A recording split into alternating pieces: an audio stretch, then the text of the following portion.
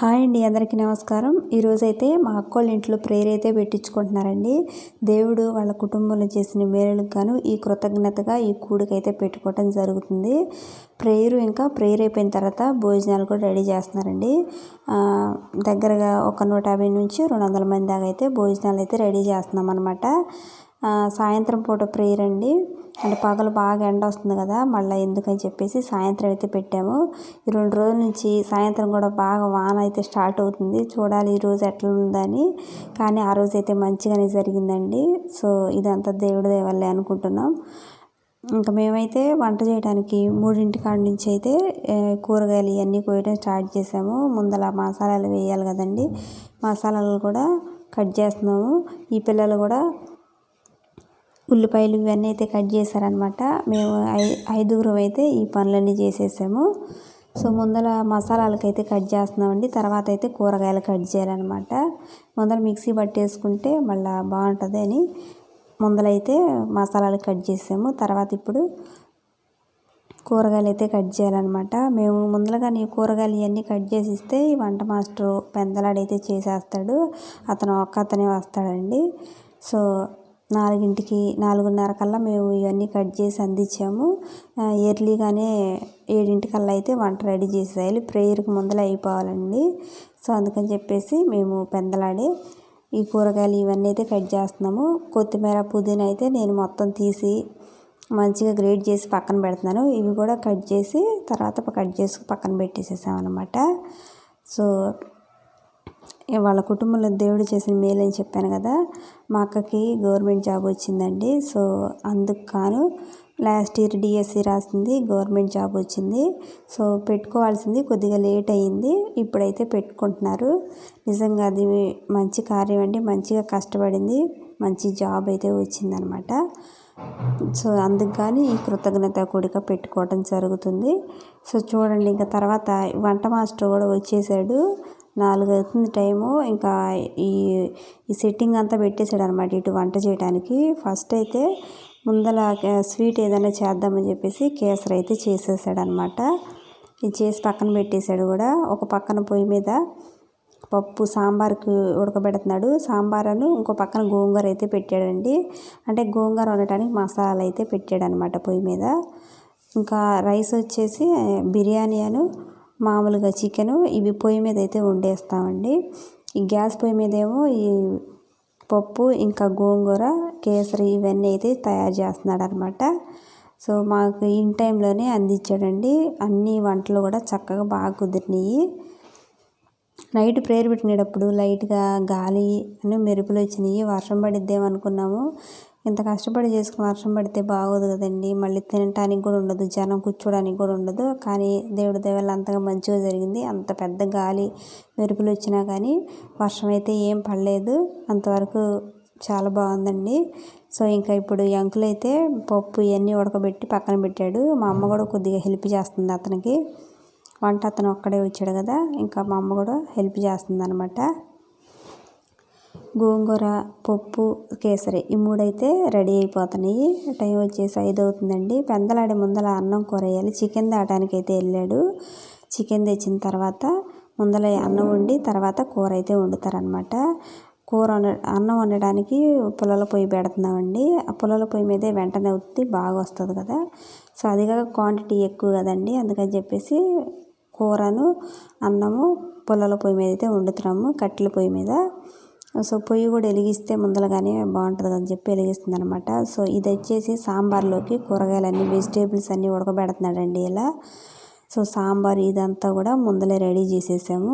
అన్నీ కూడా టేస్ట్ బాగా చేశాడండి ఈ అంకులు. మేమైతే ఈ అంకుల్ని ఇది ఫస్ట్ సారి పిలవటం. అంతకుముందు ఫంక్షన్స్ చేసాం కానీ వేరే వాళ్ళని పిలిచాము. ఈ అంకుల్ కూడా బాగా తయారు చేశాడనమాట. సో మా అమ్మ అయితే పొయ్యి వెలిగిస్తుంది, బిర్యానీ వండాలి కదా. ముందలే కట్టెలన్నీ కొంచెం రగులుకొని ఉంటే వెంటనే ఉడికి బాగుంటుందని చెప్పేసి ముందలగానే మేము పొయ్యి అయితే ముట్టించేస్తుంది మా అమ్మ. బియ్యం కూడా కొలత వేసుకొని పెట్టుకుంటున్నాడండి. బాస్మతి రైస్ మామూలు రైస్ కలిపి చేస్తున్నాము, బిర్యానీకి బాగుంటుంది కదా. సో ఇవి బాస్మతి రైస్ అనమాట. బాస్మతి రైస్ అని మామూలు రైస్ 2 కలిపి అయితే చేస్తున్నామండి. సో చూడండి, పొయ్యి అయితే ముట్టుకుంది కదా. ఇంక ఇప్పుడు ఈ బియ్యం ఇదంతా కడిగేసేసి ముందర అన్నం వండి తర్వాత కూర అయితే వండుతున్నారనమాట.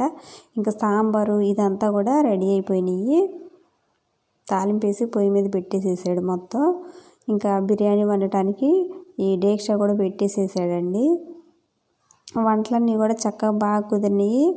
ఇంకా ఫాస్ట్గా రోజులు కూడా ఐదుగురిని అట్లా పిలుచుకుందండి. కొంచెం మంచిగానే చేసుకుందనమాట.